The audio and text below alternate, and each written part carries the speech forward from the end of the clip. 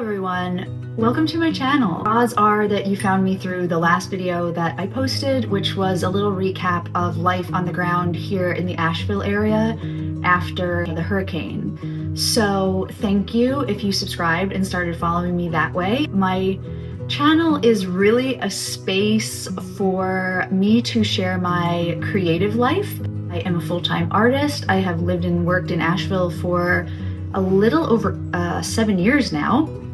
And this channel is just a space that I have made for sharing that practice and sharing my work and just sharing the things that inspire me as a creative person on a daily basis living in these beautiful mountains. In my art practice, I take watercolor paintings that I have made and turn them into mostly paper products like stickers, greeting cards, and art prints, all of which are available on my website, which is linked in the description box of this video. So thank you again for being here, and without further ado, here's a little update on life in Asheville over this past week. Fall is coming to these mountains. You can feel it in the air just like you can feel it in the air every October, what is arguably the most beautiful month here in the Blue Ridge. The days alternate, bringing late summer heat and the chill of soon-to-be winter, and this year, a strange juxtaposition of the most visually beautiful season in Asheville, coupled with the destruction of our towns and communities. We all remark at the strangeness that you travel to some places and they look like a bomb went off, and you travel to others and they look more or less untouched. This week, it was hopeful to see some, though not many, of our favorite places reopen, mostly coffee shops and some retail stores, a glimpse at the chance of doing normal things again. For me, there is the duality of processing the changes that have come to our collective home of Asheville and my own personal sense of home. I got married a month ago, and 4 days after returning from our honeymoon is when the storm hit. Our plan all along was for me to move slowly into my husband's home, while both of us also enjoyed life together in mine. He lives in a little cabin out in the woods in a quiet rural area that wasn't physically wrecked by the storm beyond the basic water and electricity loss that everyone initially experienced. I live in my sweet, quaint apartment that also houses my art studio in a small but not rural town.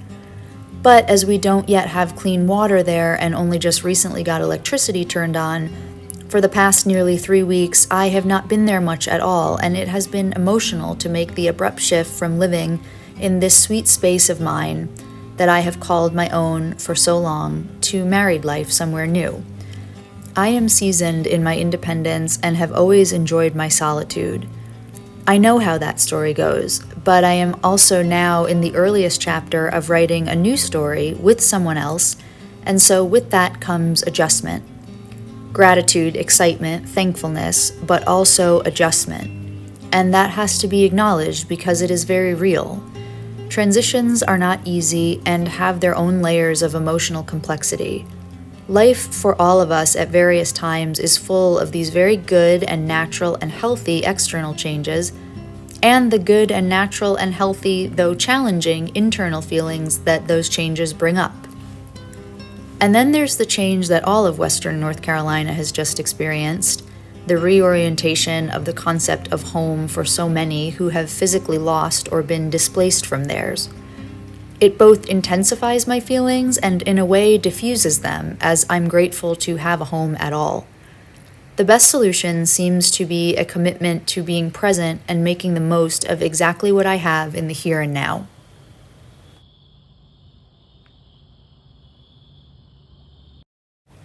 Though we're not spending so much time here, we have run to and from my studio several times this past week to get everything I need to ship art orders and have all my inventory with me so that I'm still able to keep my Etsy shop open and make a living during this strange time. As I've walked back into my home the past few times, I've been struck by how things are sort of frozen in time, right where I left them a month ago, never having the thought then that it would be weeks until I could revisit anything I was doing or going to do before. My wedding dress still thrown over my closet door, The list of shops, some of which are now closed or completely gone, hanging in my office, reminding me to bring them more products. The final checks I never imagined would be final checks from some of my vendors in Asheville. And then, of course, perhaps you know what I'm going to say next. It enters my mind that some people lost everything, that while I stand in my cold apartment mourning all the ways my life is changing, I am also overwhelmed with gratitude that I am not starting all over.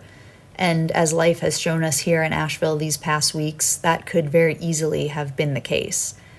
But I know thousands of people here carry some similar version of my story, that we measure life right now in before and after this storm, that whatever was going on for us in daily life before is now bookmarked to be revisited later if we can.